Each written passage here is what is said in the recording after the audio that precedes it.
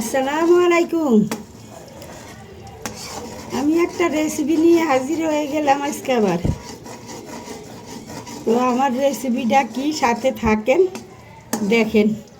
আমি এখন চুলায় কিছু তৈল দিছি, সরিষার তেল দিছি, আর ওর মধ্যে রসুন ছেঁচে কিছু রসুন ছেঁচা দিয়ে দিছি।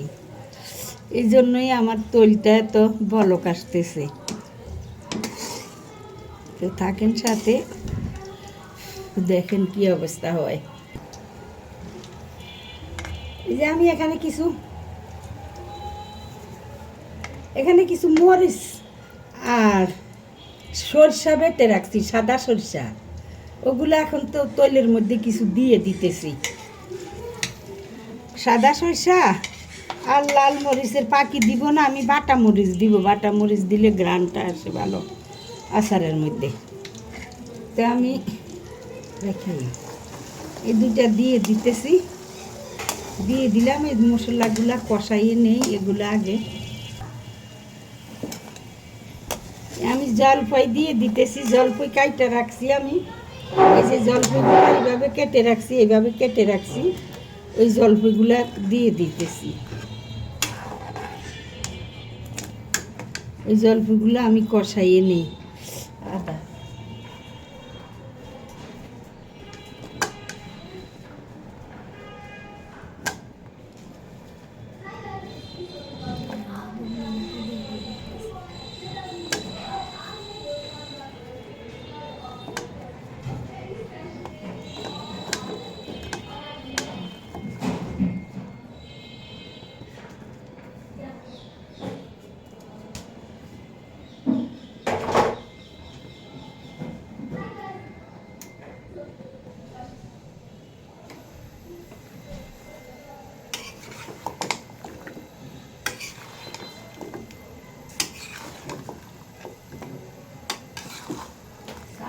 চার চামচটা আদা বাটা দিয়ে দেব।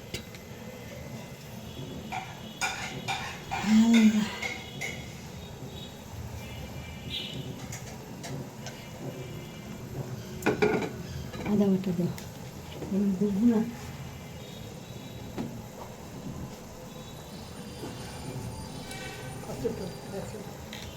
দেও 2 চামচ দিয়ে দেও। এসে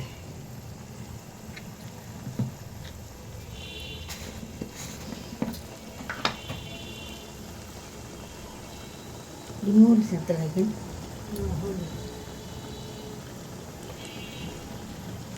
হলুদের পাখি আছে, হলুদের পাখি দিয়ে দিলাম 2 চামচ। ওই যে আগে তৈলের মধ্যে দিলাম না, তৈলটা পুড়ে যাইব, এই জন্য তৈলের মধ্যে দিলাম না। এখন ইয়ের মধ্যে দিতেছি,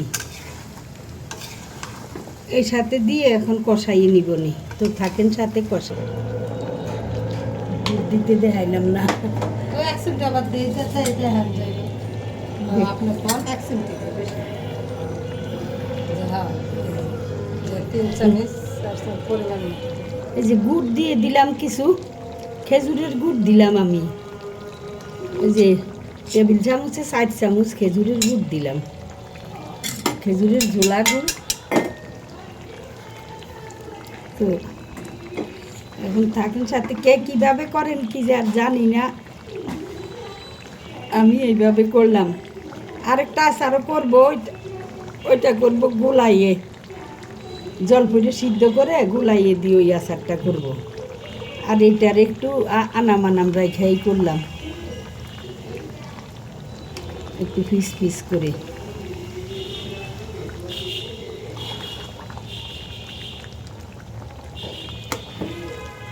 আচ্ছা থাকেন সাথে দেখি।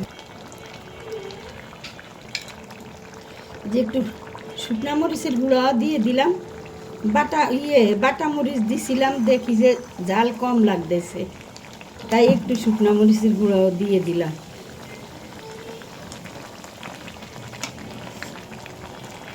আচ্ছা থাকেন সাথে আপনারা।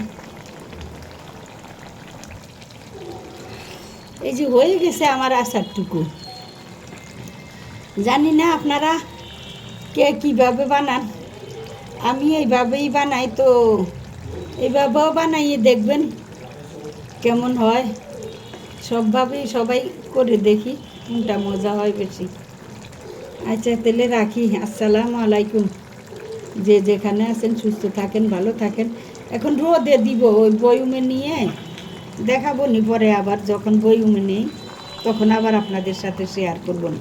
কাছের বয়ুমে রাখতে হয়, তো কাছের বয়ুমে রাখবো, ঠান্ডা হইলে পরে তখন আবার আপনাদের সাথে শেয়ার করবো না। আসসালাম না বেগুন দেওয়া হয় এর দিকে। তো আসলে আমার আগে দিতে মনে নাই, পাঁচফোড়ন দিয়ে দিতে মনে নাই, এখন মনে হয়েছে পাঁচফোড়নই রয়ে গেছে, সব কিছু দিয়ে আচার বানাই এসে দিলাম। আচারের আসলটাই বাকি রাখলাম পাঁচফোড়ন, তো এবার পাঁচফোড়নটা দিয়ে দিলাম। এবার আচারের গ্রান আসে, এতক্ষণ তো কেবল আচারের কা গ্রান আসে না।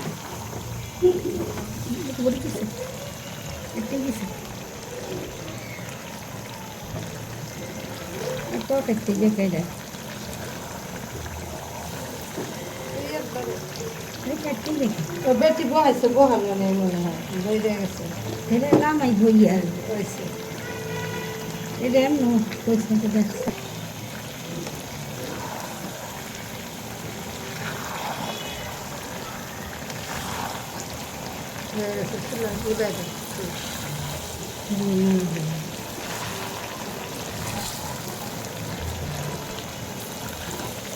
হয়ে গেছে, পাঁচফোড়নও দিয়ে দিলাম।